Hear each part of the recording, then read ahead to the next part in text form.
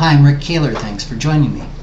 Last month, my family had the opportunity to take a cruise, and one of the stops was Athens, Greece. While I was in a hotel gift shop there, I started talking with the clerk about how expensive things were for Americans, especially in light of the dollar's plunge against world currencies. My visit to the corner Starbucks for a latte, bagel, and 2 morning papers had set me back $23. She remarked in her best English, it's so confusing, your currency. The U.S. is best in everything, so why is your money worth so little? Now currently, the dollar is not in good shape. It's at a 26-year low against the British pound, having fallen 44% since February of 2002.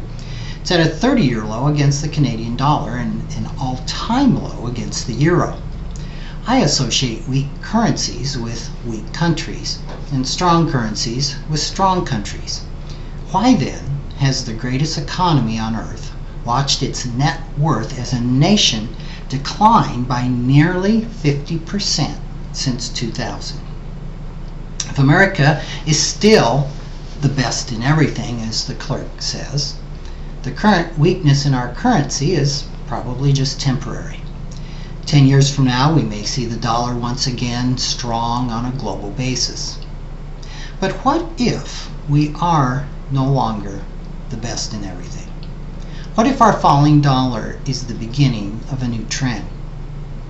Could it be our nation's economic greatness is more of a perception from the past than a fact of the present? Some alarming new statistics would suggest that this may be the case. A number of trends would indicate the rest of the world has embraced the economic thinking and policies that made America great. According to an article that I just recently read in USA Today, 8 of the 20 largest global initial public offerings, called IPOs, in 1996 were listed on a U.S. exchange. So far, in 2007, not one of the top 20 global IPOs is listed in the USA. Now, according to Hall Scott, he says things are bad and getting worse. He's a Harvard law professor.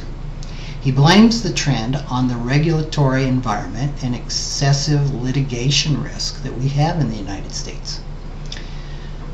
It really appears that we're beginning to get beat at our own game. Capitalism is slowly becoming a politically obsolete theory in America, while globally it's on the rise. One example of this is that Americans are becoming more and more nationalist in their thinking. For example, a recent Pew Research poll asked respondents their opinions of growing trade ties between countries. Those from the U.S. ranked dead last at 59% in regarding such ties as either very good or somewhat good. The next lowest ranking, at 69%, came from Egypt. Americans believe, more than any other country on earth, that foreign goods and services are unnecessary and even are unwanted. Now really, this is quite a paradoxical attitude from a country that is a net importer. We rely on foreign oil and foreign goods to fuel our consumer-driven economy. If anything, one would think that we Americans would be leading the global parade in supporting trade. We once were, but no more.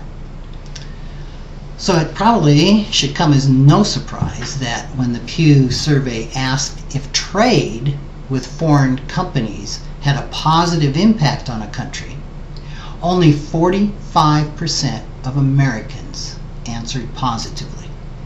That placed us in the bottom 5 nations. Quote, "We expect the world to welcome U.S. companies with open arms and yet do not reciprocate the hospitality," end quote. That was written by Fareed Zakara in Newsweek's October 22nd issue. Now maybe the clerk in Athens was mistaken about the U.S. still being best in everything.